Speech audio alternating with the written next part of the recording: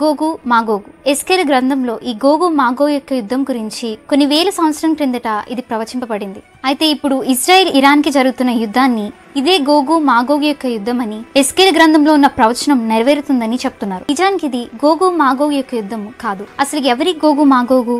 ఈ యుద్ధం ఎప్పుడు జరుగుతుంది అని అంటే మొదటి దినవృత్తాంతంలో 5:4 షెమయా కుమారుడిగా గోగుని, అదే గ్రంథం 1వ అధ్యాయం 5వ వచనంలో యాపేతు కుమారుడుగా మాగోగుని చూస్తాం. ఈ గోగు మాగోగు ఇశ్రాయేలీకి విరోధులు.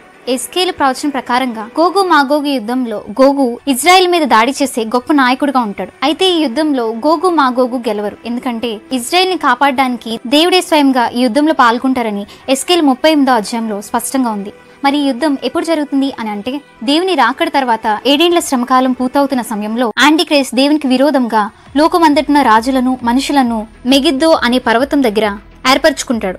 అప్పుడు దేవుడు పరలోక సైన్యం ఆ దుష్ట మృగంతో అంటే ఆ యాంటిక్రైస్ట్ తో యుద్ధం చేస్తారు. దీన్నే అర్మగెద్దోని యుద్ధం అంటారు. ఈ అర్మగెద్దోని యుద్ధంలో దేవుడు అంత్యక్రీస్తుని అబద్ధ ప్రవక్తని మండు అగ్నిగుండంలో వేసేస్తారని ప్రకటన 19వ అధ్యాయం 20వ వచనంలో స్పష్టంగా ఉంటుంది. తర్వాత దేవుడు సాతాన్ని పెద్ద సంఖ్యలతో అగాధంలో అంటే పాతాళంలో 1000 ఏండ్లు బంధిస్తారు. ఆ క్రూర మృగానికి నమస్కరించని వారు, మృగం యొక్క ముద్రని వేయించుకొనని వారు, యేసు ప్రభు గూర్చి సాక్ష్యం ఇచ్చిన వారు, దేవుని వాక్యం నిమిత్తం హతసాక్షులైన వారు దేవునితో సహా భూమి మీద 1000 ఏండ్లు పరిపాలన చేస్తారు. ఆ 1000 ఏండ్ల తర్వాత చెరలో ఉన్న సాతాన్ని విడిపించినప్పుడు సాతాను గోగు మాగోగుని మోసపరిచి దేవునితో యుద్ధం చేయడానికి పోగు చేసుకుని ప్రియమైన పట్టణాన్ని ముట్టడి వేసినప్పుడు దేవుని యుద్ధ నుండి అగ్ని దిగివచ్చి వారిని దహిస్తుందని, ఆ తర్వాత సాతాన్ని వాడి అనుచరులను నరకంలోకి వేస్తారని ప్రకటన గ్రంథం 20వ అధ్యాయంలో స్పష్టంగా ఉంటుంది. ఇదంతా అంత్య దినాలప్పుడు సంభవిస్తుంది.